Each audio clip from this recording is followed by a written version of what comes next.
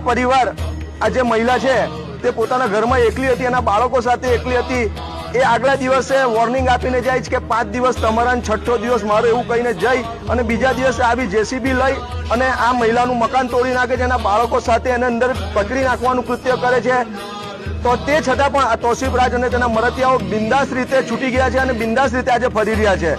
અમારી સમસ્ત વાલ્મીકી સમાજની એક માંગ છે કે આવા જે કૃત્ય કરતા વિધર્મીઓ છે તે લોકોને સરકારશ્રી કડકમાં કડક પગલા એમની પર લઈ કોઈક દાખલો બેસાડે, જેથી કરીને વાલ્મીકી સમાજ તો શું પણ સમગ્ર હિન્દુ સમાજ પર આવા ખોટા કૃત્યો કરતા હરેક વિધર્મીઓ 10 વાર વિચારે.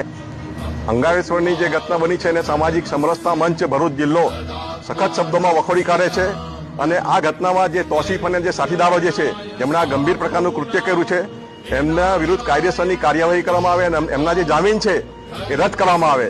સમગ્ર હિન્દુ સમાજ વાલ્મીકી સમાજની સાથે છે અને એમની સાથે રહેશે અને આગામી દિવસોમાં જે કંઈક લડત આપવામાં આવશે એની સાથે સમગ્ર ગુજરાતનો હિન્દુ સમાજ વાલ્મીકી સમાજની સાથે છે.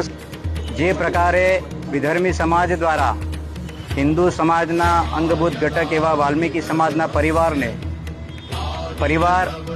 સંપૂર્ણ રીતે ઘરવિહોણો કરી નાખ્યો છે અને જે પ્રક્રિયાથી આ ઘટના ઘટી છે, મને લાગે છે કે આખા ગુજરાતમાં પહેલી એવી ઘટના હશે કે વ્યક્તિગત વ્યક્તિ બુલડોઝર લઈને પોતાનું બીજાનું ઘર તોડવા માટે નીકળ્યો હોય.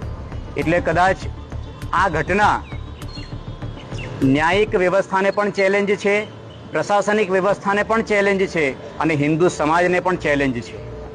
આ આવેદનપત્રના 5 દિવસ પછી જો આ પરિણામમાં કંઈ બદલાવ નહીં થાય તો આગામી સમયમાં ભરૂચ શ્રમિક સમાજ સંપૂર્ણ રીતે પોતાનું શ્રમ કાર્ય બંધ કરી અને વિરોધ પ્રદર્શન કરશે.